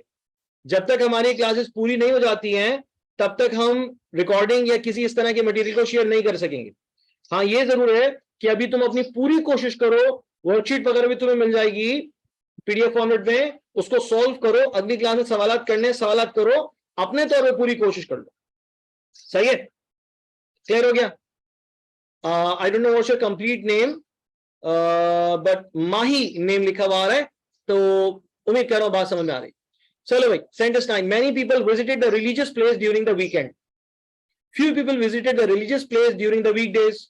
है ये क्या बात है, ये कैसी बात है भाई। बहुत सारे लोग जो है ना वीकेंड पे मजहबी जगह जाते हैं, जैसे कि चर्च जाते हैं क्रिश्चियंस, मुसलमान मस्जिद जाते हैं, संडे को जरा मस्जिद में रश होता है ज्यादा, जुम्मे को भी होता है, जुम्मे को छुट्टी होती है, जुम्मे का दिन अफजल दिन है हफ्ते के दिनों में, तो लोग जुम्मे की नमाज अदा करते हैं, ईदगाह में नमाज अदा करते हैं, ठीक हो गया। अच्छा, few people visited the religious place during the weekdays, weekdays में लोग कम जाते हैं और वीकेंड पे लोग ज्यादा जाते हैं, तो ये क्या है, मैं तो समझ नहीं पा रहा।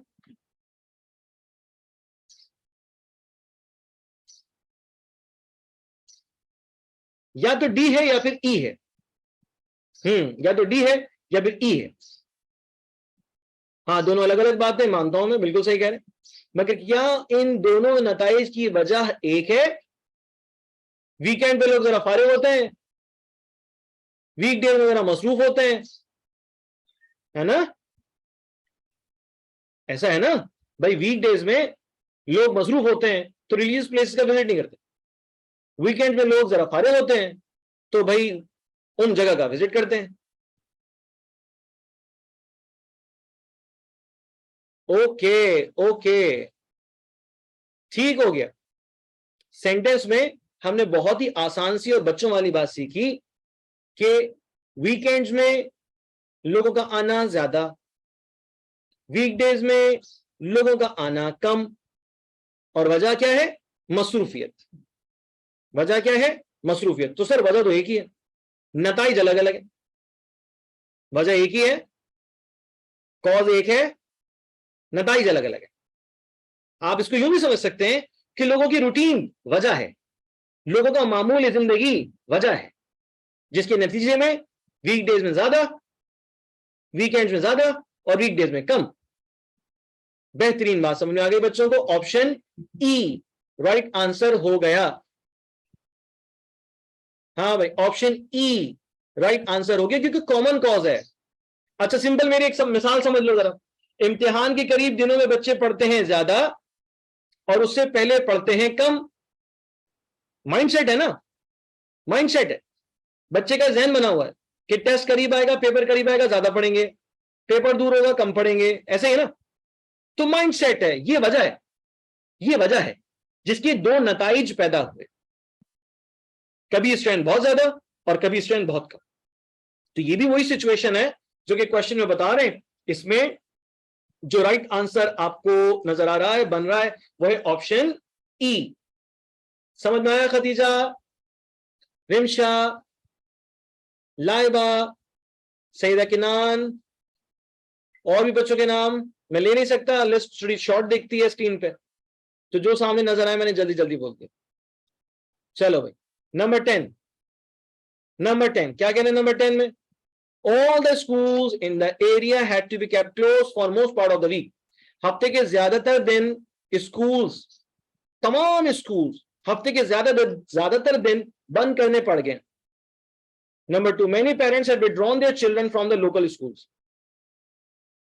अच्छा बेटा बताता हूं ओप्पो A15 बताता हूं। मेरे बच्चों, अगर एक काम तुम लोग ये कर लो कि जब तुम लोग जूम की आईडी इस्तेमाल कर रहे होते हो, क्लास ले रहे होते हो, तो काइंडली अपना नेम लिख लो।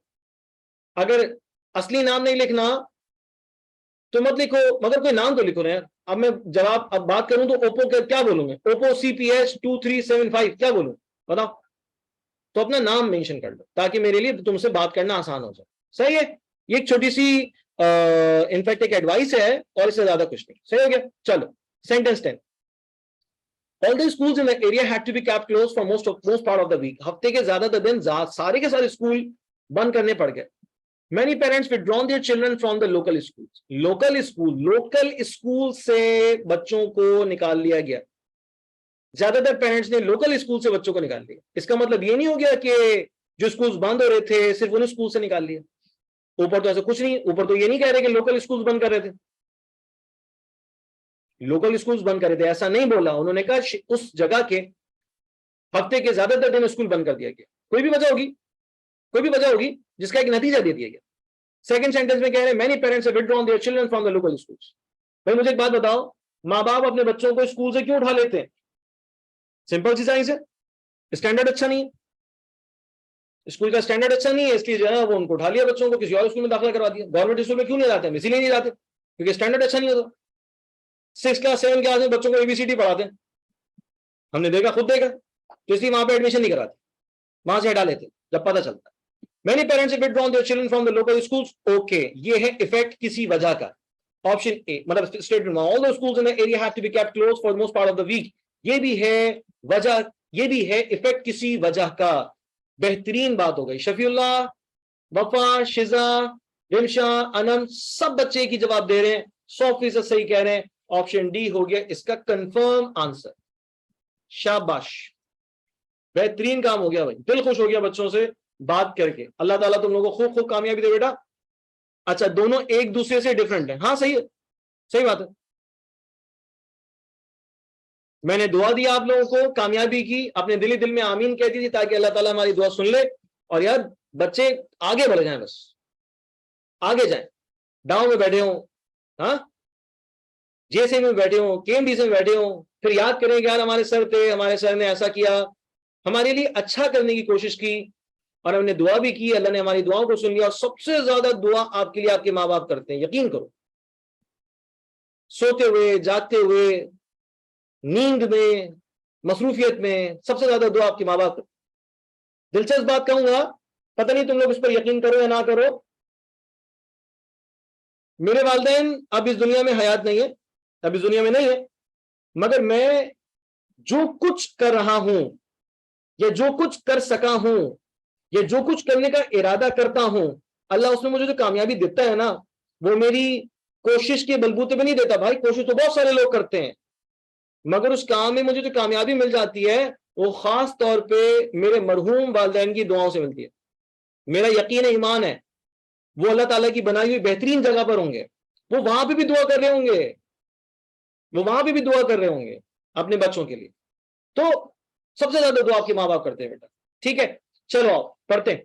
वो कह रहे जनाब हमने सेंटेंस नंबर जो 10 था वो तो कर लिया, जबरदस्त कर लिया। नंबर 11 पे आ रहा है, the literacy rate in the district has been increasing for the last 4 years। जबरदस्त बात है भाई, लिटरेसी रेट तेजी से बढ़ रहा है, तेजी से उसमें इजाफा हो रहा है पिछले 4 सालों से।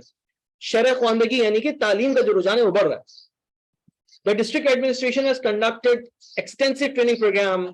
बहुत जबरदस्त उन्होंने ट्रेनिंग प्रोग्राम जो है वो रखा है उन वर्कर्स के लिए जो कि लिटरेसी ड्राइव में शामिल हैं। अब इतना बच्चों वाला हो गया तो जवाब है ना। सेकंड स्टेटमेंट जो है वो क्या है, वो कॉज है। फर्स्ट स्टेटमेंट क्या है, वो उसका इफेक्ट है, यानी कि ऑप्शन बी। पक्का ना, ऑप्शन बी डन हो गया, बेहतरीन हो गया। चलो नंबर 12, आप जरा जल्दी जल्दी जागेंगे भागेंगे क्योंकि समझ में आ रहा है सारा कॉन्सेप्ट माशाल्लाह से, तो टेंशन नहीं। अच्छा भाई, number 12, the car manufacturing companies have recently increase the prices of mid sized cars. दरमियाने साइज वाली गाड़ियों की कीमत बढ़ा दी मैन्युफैक्चरिंग कंपनीज में।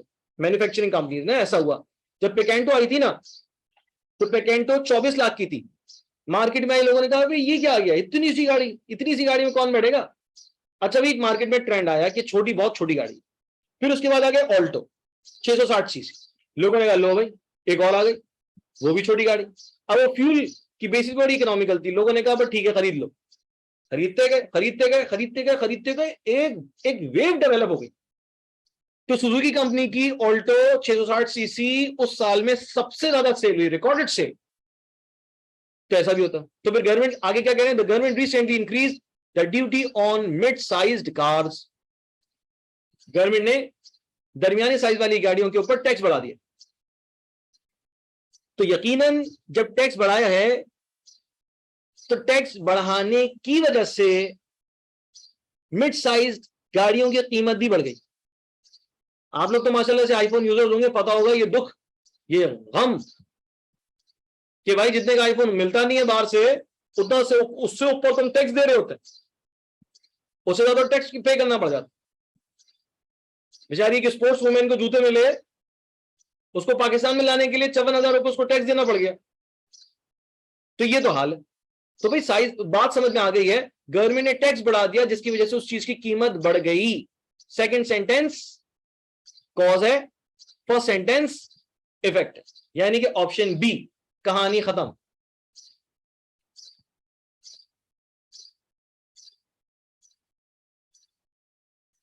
Option B, okay. 13th, the university officers have decided to conduct last examination every year in March April in order to announce the result at proper time। University officer ने फैसला कर लिया है कि वो last examination हर साल लेंगे मार्च अप्रैल के महीनों में, ताकि सही टाइम पे वो रिजल्ट अनाउंस कर सके। in past the result was declared late by the university due to the lack of number of examiners। Examiners की कमी की वजह से पिछले सालों में रिजल्ट हमेशा लेट होता था। अब दिमाग चलाओ भाई, अब मजा आएगा, अब मजा आएगा। क्वेश्चन जानदार है, दिमाग चलाना भाई, जज्बाती नहीं होना कोई भी। वो कह रहे हैं पास्ट में यूनिवर्सिटी का रिजल्ट लेट इसलिए होता था क्योंकि ना एग्जामिनर्स की बहुत बड़ी कमी थी, एग्जामिनर एग्जाम लेने वाले लोग। अच्छा भाई, पहले सेंटेंस में क्या कह रहे हैं, यूनिवर्सिटी ऑफिसर्स ने डिसाइड किया कि वो मार्च और अप्रैल के महीने में इम्तिहान लेंगे ताकि प्रॉपर टाइम पे रिजल्ट अनाउंस हो सके।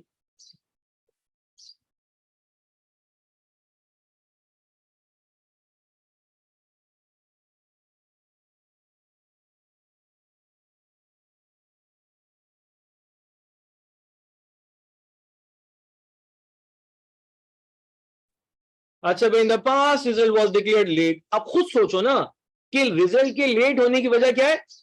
Lack of number of examiners, examiners का कम होना। तो रिजल्ट का लेट होना इफेक्ट है किसी और वजह का। मार्च और अप्रैल में इम्तिहान का लेना नतीजा है किसी और वजह का। सही है ना? बात समझ रहे हो कि जनाब हम स्टेटमेंट 1 देखते हैं तो ये भी इफेक्ट है। फैसला कर लिया मार्च अप्रैल में पेपर लेंगे, क्यों? ताकि सही टाइम पे नतीजा दे सके। अब वो कौन सा सही टाइम है पता नहीं हमें। दूसरे में कह रहे कि जनाब रिजल्ट जो है ना वो लेट रहा लास्ट ईयर्स में। क्यों रहा भाई? एग्जामिनर्स की तादाद कम थी। तो भाई दोनों के दोनों इफेक्ट्स हैं इंडिपेंडेंट कॉजेस के। ऑप्शन बता दो भाई, कौन सा ऑप्शन? हाँ जी, option D confirm, option D बेटा। बेहतरीन हो गई बात। चलो सेंटेंस 14 पढ़ो।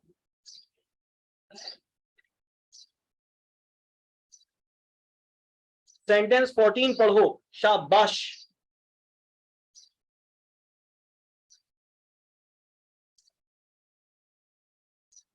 क्या कह रहे हैं सेंटेंस 14 में?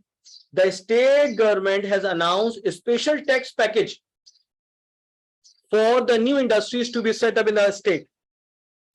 पैकेज समझते हो?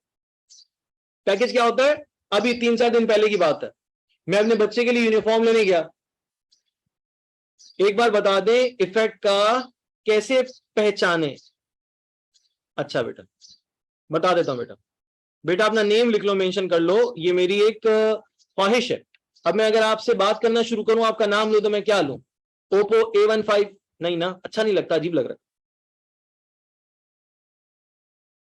है। एक और गड़बड़ भी हो गई थी, मैं बता दूं, बड़ा जबरदस्त वाकया हुआ। ये कि मैं क्लास ले रहा हूं, अब जो है ना वो बच्चे जूम पे क्लास लेने आ रहे हैं।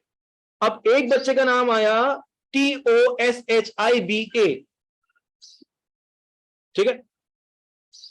कभी किसी के लैपटॉप की ब्रांड नेम आ रहा था लेनोवो, कभी किसी का आ रहा था डेल, फिर किसी का एक नाम आया TOSHIBA। मुझे गुस्सा आ गया, मैंने कहा बार बार कह रहा हूं कि तुम लोग अपना नाम लिखो, ये तुम लोग की लैपटॉप की जो कंपनी है उसकी मार्केटिंग कर रहे हो। तो फिर बच्चे ने कहा कि सर ये मेरा नाम ही तो है। मैंने कहा ये कैसा नाम है भाई? तोशिबा के तो सेल आते हैं, तोशिबा के तो सेल आते हैं। उसने कहा नहीं सर ये मेरा नाम है, मेरा नाम है तोशिबा, तेवाओ शीनिये बेहे तोशिबा। तो ये कंपनी का नेम नहीं है, ये मेरा जाती नाम। उस वक्त मुझे बड़ी शर्मिंदगी हुई कि यार गलत कह दिया मैंने, बिला वजह मैं गुस्से में आ गया, जबकि हकीकत ये थी कि उसका अपना नाम था। सही है? तो अगर किसी का नाम ऐसा है, ओप्पो किसी का नाम है भाई, तो पहले ही कंफर्म कर देना कि भाई हमारा नाम ओप्पो है। चलो जी, state government has announced tax package. Tax package क्या मतलब? बचत, छूट। अब मैं अपने बेटे के लिए यूनिफॉर्म लेने गया, उसने कहा भाई ये यूनिफॉर्म आप ले रहे हैं, अच्छा इतने का है। अच्छा भाई ठीक है, ये शूज देख लीजिए, ये भी बड़े अच्छे हैं, मुनासिब कीमत में। अच्छा चलो ठीक है देख लेते हैं। उसने कहा सर ये लंच बॉक्स देख लीजिए, सर ये स्कूल बैग देख लीजिए। यानी मैं लेने गया था सिर्फ और सिर्फ यूनिफॉर्म, और मुझे उसने मजीद 4 चीजें पकड़ा दी। अच्छा चीजें मुनासिब थी तो मुझे ज्यादा प्रॉब्लम नहीं हुआ, मुझे ज्यादा एतराज नहीं लगा, मैंने ले ली। उसने कहा सर आपने अब से एक चीज लेते हम आपको चार्ज करते 2000 रुपए, आपने हमसे 5 चीजें ली हैं तो हम हर प्रोडक्ट के ऊपर आपको डिस्काउंट दे रहे हैं, तो 5 चीजों के जो प्राइसेस हम आपके ऊपर चार्ज कर रहे हैं वो है 4500। अगर मैं 2 चीजें लेता तो उसकी कीमत मुझे तकरीबन 3000 रुपए 3500 रुपए पड़ जाती। मैंने 5 चीजें ली, वो मुझे पड़ गया 4500 रुपए का। तो ये कहलाता है पैकेज। पैकेज का मतलब होता है डिडक्शन, यानी आपको कम कीमत अदा करनी पड़े। जो टैक्स नहीं देते फिर गवर्नमेंट कहती है भाई टैक्स पैकेज तुम्हें दे रहे हैं, 50 लाख रुपए का टैक्स तुम पर बनता है, बस तुम एक काम करो 20 लाख रुपए दे दो, 30 लाख रुपए माफ कर दी। ये पैकेज है, समझ में आ गया? Last year the state government had hiked the taxes for all industrial activities in the state.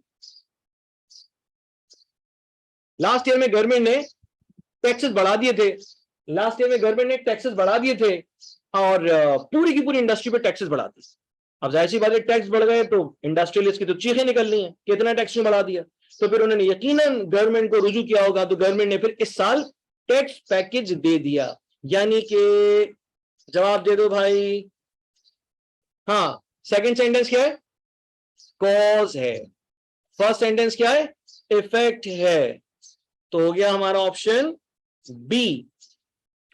ठीक है, समझ में आ रहा है ये नहीं आ रहा?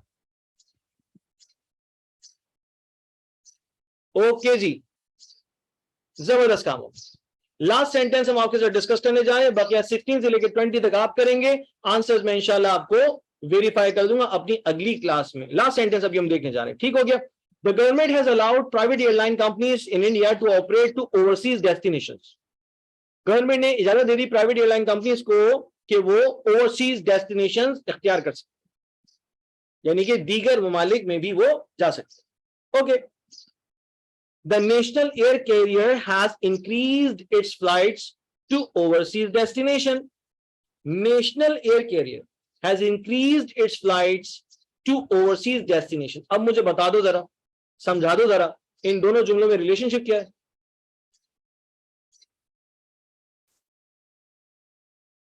क्या रिलेशनशिप है भाई? फर्क देख लो जरा, वहां पे लिखा है प्राइवेट एयरलाइंस, नीचे लिखा है नेशनल एयर कैरियर्स, दोनों में फर्क है, ये भी जरा देख लो, जज्बाती ना हुआ करो फौरन से।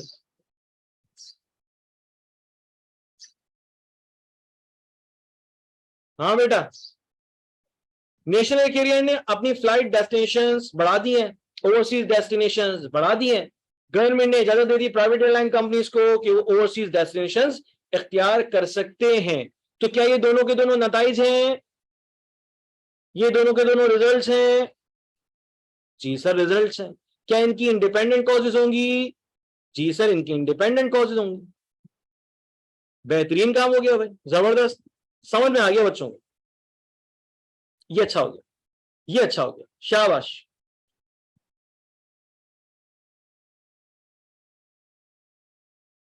ओके, ऑप्शन डी अच्छा काम हो गया। अब 16 से लेकर 20 तक क्वेश्चंस तुम्हारा होमवर्क है, इसको करना, प्रॉब्लम आएगी तो देख लेना, मतलब मैं अपनी अगली क्लास में तुमसे फिर डिस्कशन कर लूंगा, और उसके साथ साथ 16 से 20 तक मैं आंसर भी तुम लोगों के साथ शेयर कर लूंगा। ओके, क्लियर है? अच्छा भाई, क्लास लीव मत करना भाई, पता नहीं क्यों जज्बाती इतने होते हमारे बच्चे। अभी कहा कि भाई इतने, अभी लास्ट क्वेश्चन है तो वो क्लास लीव करना शुरू कर दी। जी बेटा मुस्कान, ऐसा ही करने जा रहा हूं, आपके साथ में पीडीएफ शेयर कर दूंगा, अभी इस फाइल का जो क्वेश्चन मैंने आपके साथ शेयर किया उसका पीडीएफ शेयर कर दूंगा, अभी इसी चैट बॉक्स में शेयर कर दूंगा, तो आप लोगों को कम से कम आसानी हो जाएगी।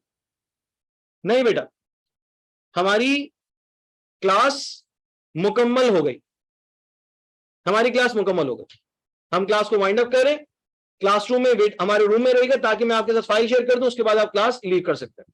अब जरा गौर से एक और बात सुन लें कि भाई अब हमारी क्लास कब होगी? अब हमारी जो क्लास है लॉजिकल रीजनिंग की वो होगी परसों, यानी कि जुमेरात के रोज। आज दिन है मंगल, आज आपकी पहली क्लास थी, अब इंशाल्लाह जुमेरात के रोज आपकी क्लास होगी ठीक 7 बजे। अभी यहीं पे मैं चैट बॉक्स में शेयर कर दूंगा बेटा, चैट बॉक्स में शेयर कर देना, टेंशन नहीं है, सही है, परेशानी की बात नहीं। तो मैं जुमेरात के रोज ठीक 7 बजे आप लोगों की क्लास लूंगा, और खुदारा कोई मिस मत करना, क्योंकि अगर शुरू का टाइम तुम लोगों ने मिस कर दिया, 8 बजे हिलते हुए आ रहे हो, तो बेटा फिर 8 बजे आने का कोई फायदा नहीं बनेगा, क्योंकि मैं डिस्कस करूंगा तुम लोगों के साथ लॉजिकल डिडक्शन वाले क्वेश्चन, वो अजीब से क्वेश्चन जो होते हैं ना, ऑल मैंगोज आर ऑरेंजेस, वो वाले डिस्कस करूंगा। तो इसलिए बराहे करम ख्याल रखिएगा सर की बात का, सर की बात को फरामोश मत कीजिए, ठीक है जी। क्लास वाइंड अप होती है, चैट बॉक्स में अभी आपके साथ पीडीएफ शेयर हो जाएगा। थर्सडे की क्लास के लिए मीटिंग एंड पासवर्ड सेम, हाँ भाई ईमान ऐसा ही है, थर्सडे की क्लास के लिए आईडी पासवर्ड सेम रहेगा, यही होगा। बाकी जो भी बच्चे क्लास लेना चाहते हैं, जिनको टेंशन हो गई है लॉजिकल डिडक्शन वाले क्वेश्चन की, तो फिर जो है ना वो आप उनको काइंडली गाइड कर दीजिएगा, वो भी क्लास ज्वाइन कर लेंगे, तो मुझे कोई मसला नहीं। बाकी क्लासेस होंगी ऑनलाइन। देखो बेटा मैं भी बड़ा सिंपल तुम लोगों को बता देता हूं, ठीक है। अभी कोर एप्टीट्यूड सेंटर जो बच्चों की क्लासेस लेकर चल रहा है, सैटरडे संडे बच्चों की क्लास हो रही है कैंपस में क्लास हो रही है, इंस्टीट्यूट में क्लास हो रही है, और Monday Tuesday Wednesday Thursday Friday ये मैंने रखा कि मैं ऑनलाइन लेकर जाऊंगा सेशन। अगर आप चाहते हैं टेक्नोस्पार्क, आई थिंक आपका नेम आ रहा है यहाँ पे, तो अगर आप चाहते हैं कि आप हमारी क्लासेस ज्वाइन कर लें, तो आप फिर जो है ना कोर एप्टीट्यूड सेंटर के नंबर पे कॉल कीजिए, मैं बाकी सारी डिटेल शेयर कर दूंगा, आपको परमिशन मिल जाए तो फिर आप इंशाल्लाह अपनी क्लासेस जो सब्जेक्ट बेस्ड क्लासेस हैं आप वो भी ले लीजिएगा बेटा, हमें कोई इशू नहीं होगा, आप वो भी लेक्चर्स अटेंड कर लीजिएगा। ठीक हो गया? चलो खुश रहो, आबाद रहो, अल्लाह हाफिज। मैं शेयर कर रहा हूं फाइल, अभी वेट करना।